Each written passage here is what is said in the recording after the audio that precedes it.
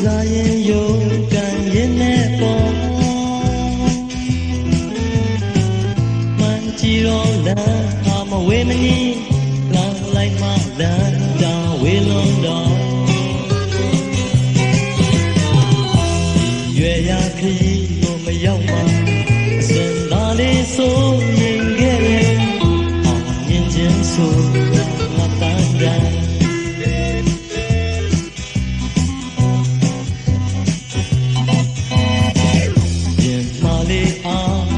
စိတ်တွေကြီးစိုးနေတယ်လေ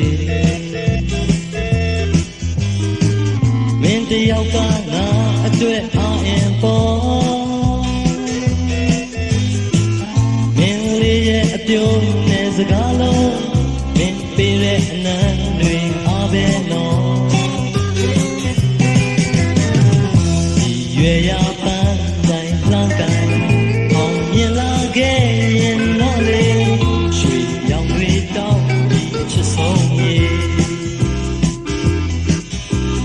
ကြိုးစားဖို့ကအရင်ခံပါကျွဲလုံးလာနဲ့ဝရီယာလေးပါဆိုင်ထုတ်နိုင်ရင်အောင်မြင်ခြင်းဆိုရလက်တကမှာအတီးပွင့်လေးတွေတီးပွင့်လာရင်ချွေကြည်နူးမြည်ခံစားမယ်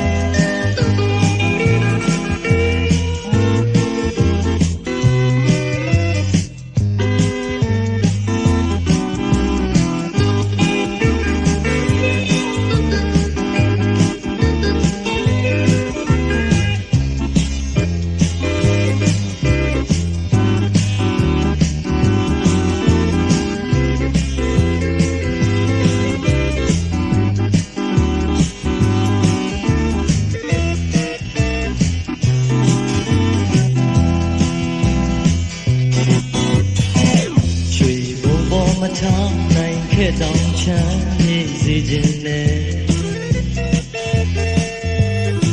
မပေါ်များလည်းမရှာပါစေခြင်းဘူး